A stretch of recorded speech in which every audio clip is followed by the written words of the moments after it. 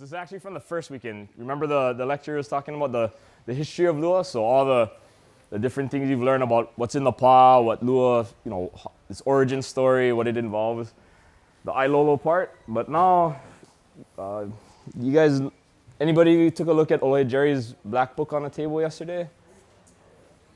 Okay, son? Okay. So there's some cool stories in there and that we'll touch upon, because now I'll talk about the revival of Lua. Yeah, so during the 1800s, after war is done, it kind of went underground for a while, and there's families here and there that kept it here around, but it wasn't as big as it was during warring times. So the main person that we trace our lineage to is Alohe Charles Ken. This name sound familiar? You looked at it in your books too? Yeah, so he's the one that we trace our main lineage from. Yeah, he's a man of many talents and stories, and the Alohe here can probably speak more about him than I can, especially Alohe Jerry, and later on, hopefully it comes pretty soon, but Alohe Dennis, that they trained with him firsthand. But he is known as a great historian, so everyone knows Mary Kavena Pukui, right? So he was the contemporary of her, just as that's the right word, well established and knowledgeable and prolific as Pukui was, but he was a colleague and of hers, but a great historian, a genealogist. So he knew genealogies a lot, and that was one of the main tests or requirements of the original 12 people that trained. That in that first class was they had to know their genealogy. Again, he referenced it and tested it. He's a linguist. Okay, he knew not only fluent in Olola Hawaii, but multiple other languages, because he was of multiple ethnicities too. I think German, Japanese, Hawaiian, and maybe one more, maybe English. Yeah. And also martial artist. So he trained in many arts, not only Lua, but judo, sumo, jiu-jitsu, karate, all these different things. And we have his notes, and we've seen all the things that he's immersed himself into for the martial side. And he was one of the last living experts of Lua, so given the title Alohe in the 70s. So that's when Alohe Jerry guys found him, was in 73, I believe. 1973 was when Alohe Jerry first read about him in Black Belt magazine. Okay, so it's a martial arts magazine where back then he didn't have phones. That was the way you found out new things about any kind of topic, especially martial arts. So Alohe Jerry found him, and then from there he was able to recruit a class of 12, and then from that class, there's a story that I'll talk about after. But so in the 70s, he was also a first living treasure for the Hongwanji Hompa mission that started in Hawaii. He was in that class of the first, doing all his stuff, and his sources, his knowledge included 30 plus different sources around Hawaii that learned different lua'i, learned the battle formations and the spear drills you guys learned Hawaiian culture, medicine, all these things. And through those sources, he accumulated at least about 150 plus I with names on top of it. So in that black book, as well as I think your book too, you have the genealogy of his lineage of who he trained from. So a lot of different sources, at least for the Lua side.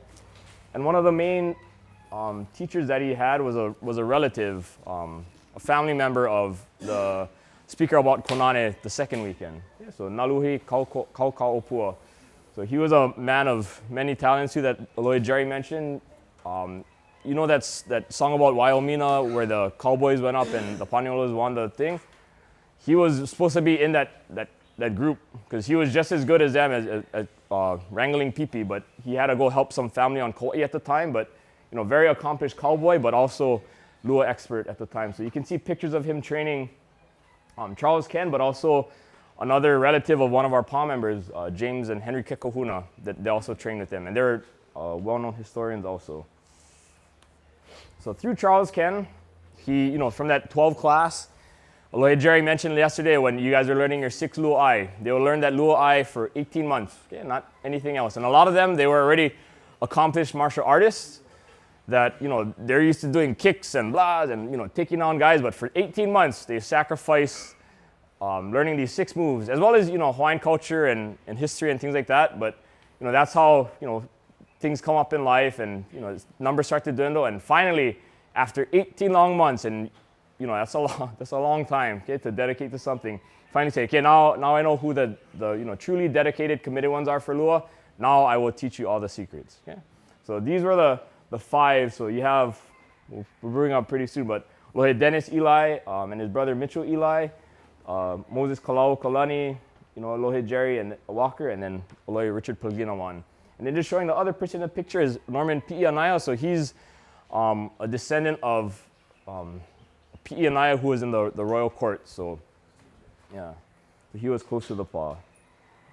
And just giving credit where credit is due. So, our teachers and our lineage, from Charles Ken down to, the Alohe, at least for, our group, and especially speaking for myself, Alohe Mitchell Eli, he's with Paku Iaholo. And then we also trained with Alohe Dennis Eli with Paku Ahailo, and then Alohe Jerry Walker with Ka'ai Kanaha Elua.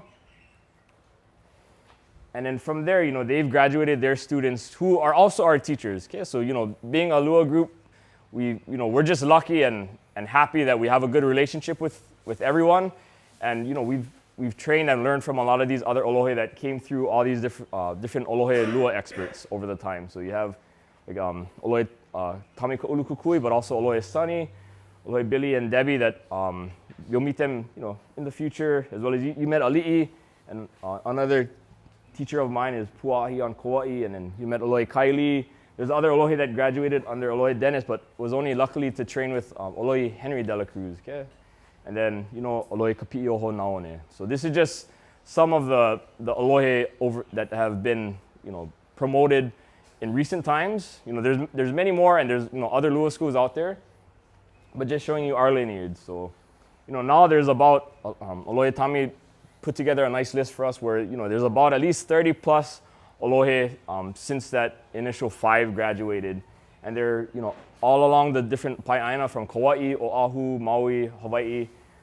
But just know that there are some other Lua schools, ones that teach Lua, maybe family lineages that are out there that, maybe we know of them, maybe they're still underground, who's to say unless you know.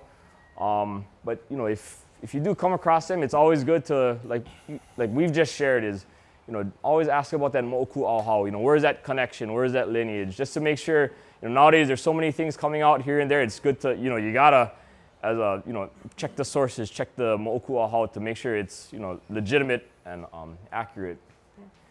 And then just to close on a important value or lesson that Alohe Charles Ken told his students was, Huna na mea huna. Okay, so you guys, don't look at this part. You know what it means?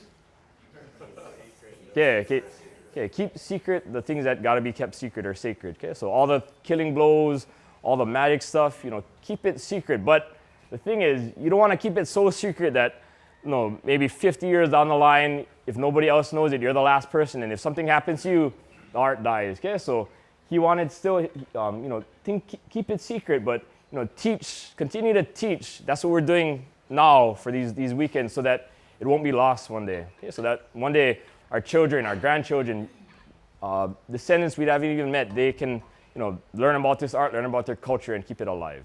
Yeah. So that is the, I guess introduction, but now it's like the end of it, but of Lua, and some of the sources that we referenced in here. Does anybody have any questions? Okay, good. So before the next speaker comes up, I would like to introduce another Alohe that you haven't met yet. Alohe Dennis, would you be open to introducing yourself up here or back there? Yeah, okay. Come Alohe, come. Tell him my feet.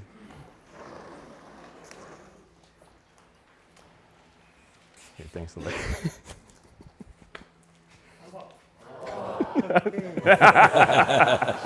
Now you see where we like to learn and train with him. So, Alohe Dennis, a man of few words, but knowledgeable in a lot of martial arts, from Kempo Karate to Danzan-ryu Jiu-Jitsu to Lua. Man that knows how to touch you and make certain parts hurt more than others and make them not work or make it knock out. Very knowledgeable. But as you can see, he's also a fun teacher too. So that's why we love him, and glad he could make it out today. Okay.